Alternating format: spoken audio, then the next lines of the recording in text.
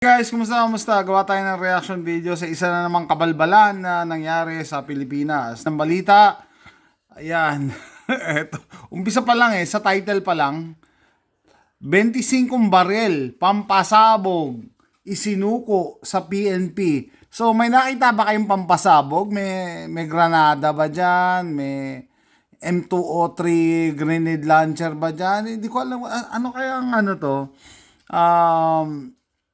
Intention ng TV Patrol para maglagay ng ganyang headline, ano yung tawag ng clickbait ba, or to stir up an emotion, or may intention talaga na na iswade yung mga tao to be anti-guns, no? Ibig sabihin matakot kayo sa baril. Mga baril, delikado yan, nakakatakot yan, pampasabog, alin dyan yung pampasabog.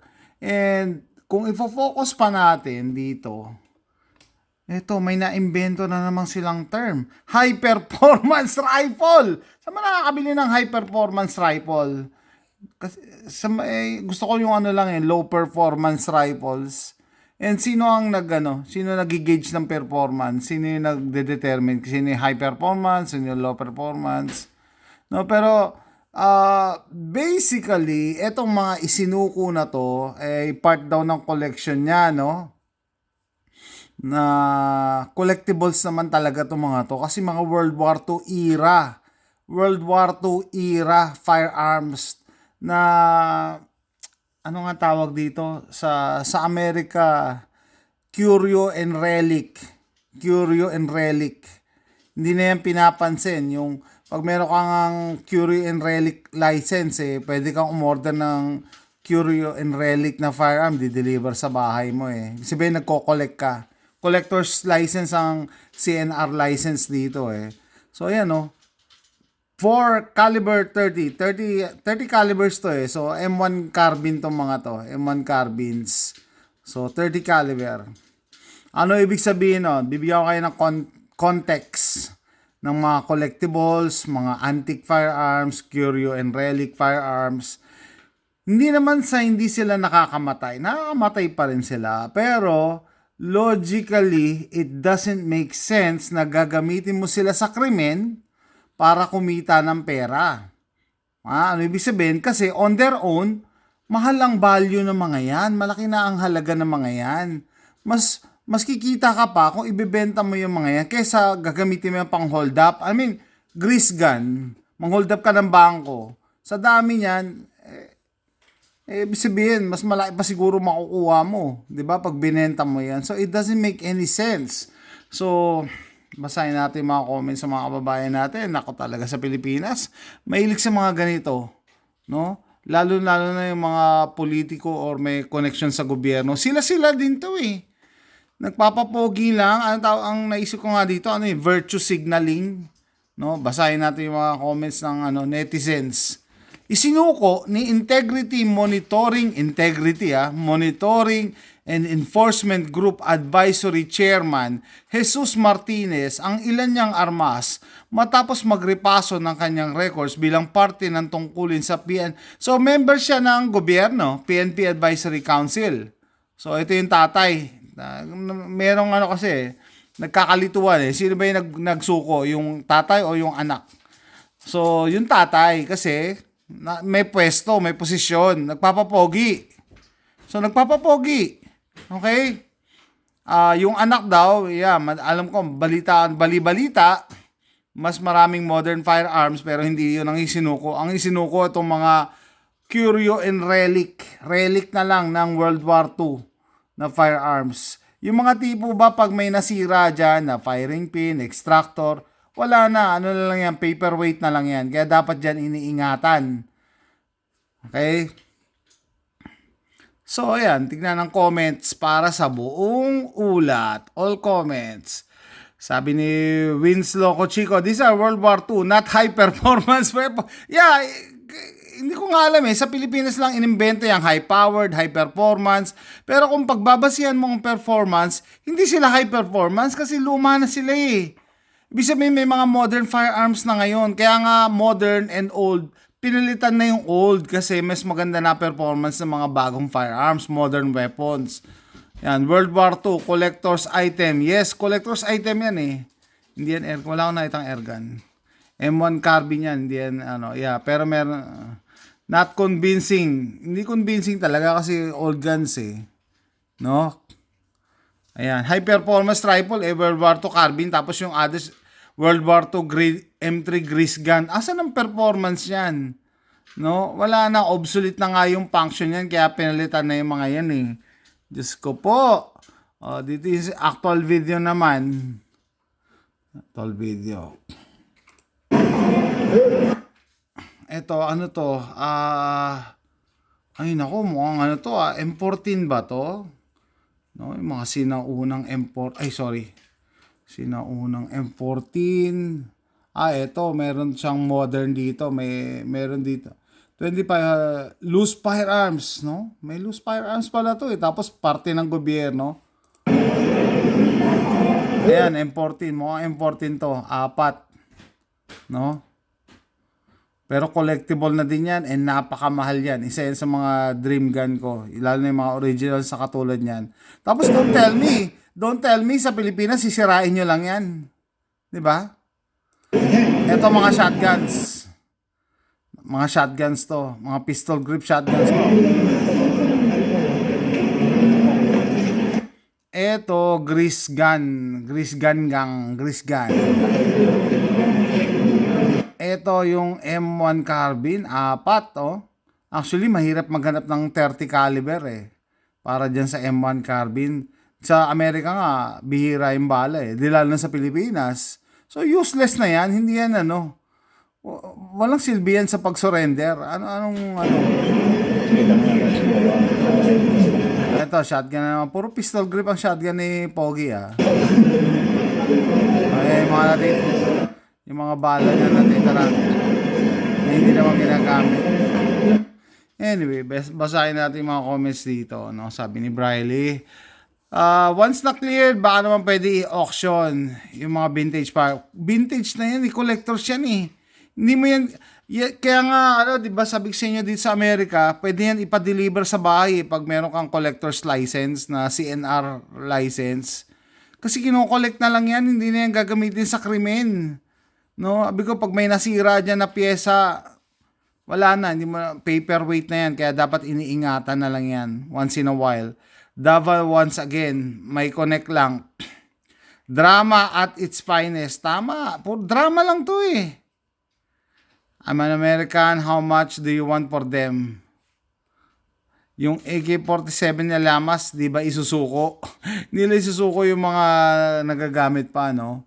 Lights, camera, action. Yan pang barrel ng wala. Ancient guns. All I see is ancient guns. Kaya di pinapansin mga balita kasi puro na lang Davao. Napakadisiplinado. Nagsusole. Dami mga bagong palabas ng government. Yeah, may action. Oo. Old model, kaya dinidispose. Kunwari, sinuko pero ayaw na talaga gamitin at kinakalawang na. Yeah, lumang model na eh. Ayaw niya ng kaya niya sinuko. Strategy para siraan sa hinahaluan talaga ng politics. Kalo mo. Ito magandang comment eh. Pampapogi sa PNP, kawalang lahat na nagdaan sa wala na nandigan para sa bayan. Kawawang Juan de la Cruz.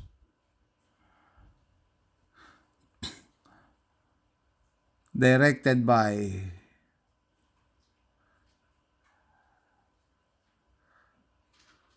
security agency kasi nagsuko niyan, baril ng mga gwardiya.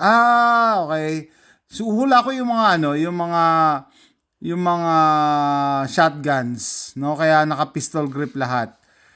May security agency dati to, no? Yung the rest pandagdag lang. Gun collector pero loose firearms. Illegal possession ng firearms na yan, hindi ka, nga yan, ano ba, ang gulo eh. Ano ba, gun collector o illegal possession? May-ari ito ng security agency, alam na nyo kasi hindi nakapag-renew ng license. pang security guard nga eh, yung mga ano, yung mga shotguns yan. Okay. So hindi yan talaga ano, yung isa yan sa mga concern na pinag-usapan namin dati nila Doc Lawrence, nila Charles, yung illegal possession, yung mga loose firearms sa Pilipinas, walang linya, walang distinction. Ano ibig sabihin? Yung mga barel na binili mo ng legal sa gun store, sa SM, during gun show, na dati, ano ba, yearly ba nire-renew or 3 years na ba ngayon? No? Pag hindi mo na-renew kahit isang araw, loose firearms na yon, di ba? Loose firearms na. So, wala ka palang pinagkaiba dun sa mga baril na ginagawa sa backyard sa Danau. Tapos binibili daw ng mga hold-up ng mga political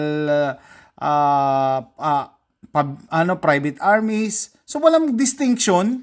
Ikaw nakipag laban ka ng parehas, nag-neuro psychiatric test ka, nag-drug test ka, nag-gun safety seminar ka, tapos isang araw lang na mapaso ang baril mo, illegal possession of firearms ka na, loose firearms na yung baril mo. Samantalang yung iba talagang bumibili ng baril sa mga illegal na backyard gunsmiths.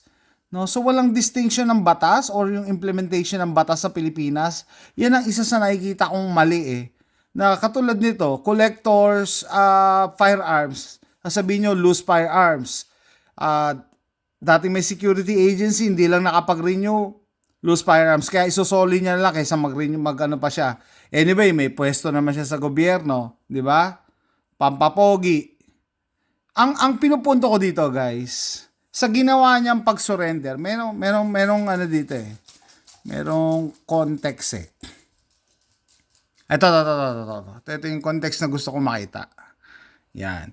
25 high-powered loose firearms ang sinuko sa PNP ni Jesus Martinez na isang gun collector ha, mula sa Davao City. Sinuko raw niya ang mga baril na nasa 1 million ang halaga para makumbinsi ang iba pa na magsuko rin ng tinatago nilang loose. Ikukumbinsi mo yung ibang kriminal? So, virtue signaling talaga ang pumasok sa isip ko eh. It doesn't make any sense na pag ikaw pala nagsuko ka ng mga baril mo, yung kriminal magsusuko din ng baril. Para yan example na magpapakapon ka para yung rapist magpakapon na din. 'Di ba? Hindi nga kapon eh, magpaka-straight. Ay kasi madaming mga nare-rape ngayon kaya magpapaka-straight na ako. Para yung iba gumaya. Ganon ba? Ano yan eh, hindi may isip na matinong tao yan eh, pero ganyan, may mga ganyan thinking sa Pilipinas oh. Oy, magsusuko ng baril ko para yung mga kriminal isuko nila yung baril nila. Talaga? Ganun ang intention mo? So, ang una ko nga tanong dito eh, dito sa nangyaring pag-surrender ng mga old relic na baril, lalo na yung mga World War II na baril, bumaba ba ang krimen sa Pilipinas? Mas naging safe ba ang community? Pag isinuko mo yung barel na never namang ginamit sa krimen at never gagamitin to. Bakit? Kasi nga relic na eh. Yung iba, lalo na yung mga, tawag dito, carbine, gagamitin mo ba sa krimen yan? Diba? Walang silbi, walang saysay, at puro kabalbalan lang yan. It will not make the community safer. It will not make the country safer dahil nagsoli ka ng baril. Walang kwenta. Dapat ang magsoli ng baril yung kriminal. Hindi naman nila gagayahin yan eh. Ano sila, tanga? Dahil yung isang tatanga-tangang tao gusto niya magpapogi para umangat pwesto niya sa gobyerno. Magsusoli daw. Unang-una, hindi pagsusoli yan eh, or sinuko yung term, no? Sa Amerika kasi gun buyback eh, misleading din yun eh.